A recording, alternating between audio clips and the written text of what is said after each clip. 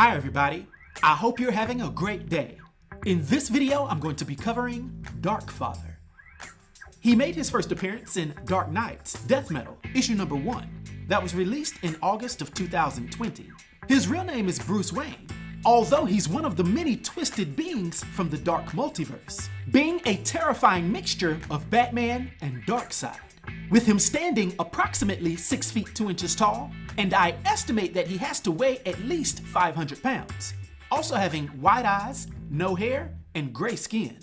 Now, due to this version of Bruce Wayne taking on the powers and characteristics of Darkseid, he has new god physiology on a different level, possessing vast superhuman strength, durability, stamina, and also having control of the anti-life equation, which, as you know, can be a big problem.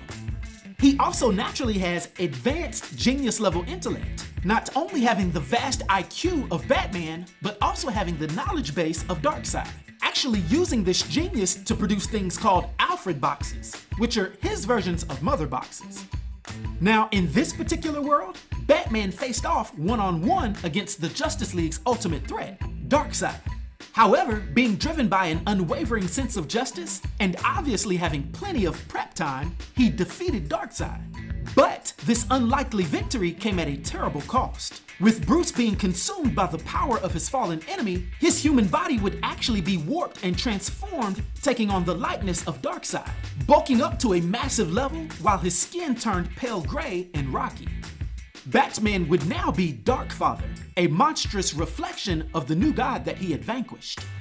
But not so fast, because this transformation wasn't just physical. His mind was also slightly warped now, and he also mastered the anti-life equation, as I mentioned earlier, which is a tool that's capable of enslaving minds. Therefore, subsequent to this, he would twist the Apokoliptian parademons into his own twisted reflections, making them into para-Robins clad in uniforms that mimicked his former sidekick, Robin. And they were his vicious personal army. Now, despite acquiring immense power, Darkfather would eventually cede his control of the anti-life equation to the Superman of his world. However, his quote-unquote retirement wouldn't last long, when the arrival of Batman Who Laughs would shatter his peace. Bats Who Laughs would recognize a kindred spirit in Darkfather, and he would recruit him for his own nefarious purposes. And likewise, Darkfather, being driven by a twisted sense of order, would agree to join the invasion of Prime Earth. After this, all of those affiliated with the Dark Knights would wreak havoc upon the multiverse, with Darkfather initially being seen battling against the Teen Titans and Titans, who valiantly fought against this powerful foe, but these young heroes were ultimately overwhelmed by his and his para-Robin's might.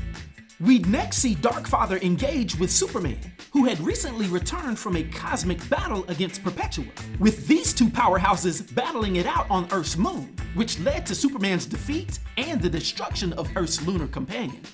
At this point, the future was looking bleak, as well as the Batman Who Laughs reveling in the devastation and tasking Darkfather with building a new Apokolips within the very core of the sun, which, by the way, was rendered inert after Perpetua and the Justice League battled there.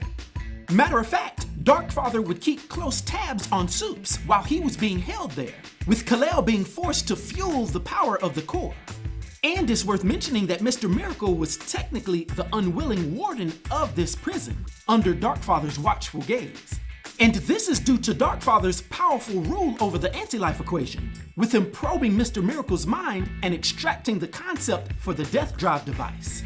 This huge contraption held every known type of kryptonite, and it aimed to exploit Superman's vulnerability as a Kryptonian and break his will with the anti-life equation.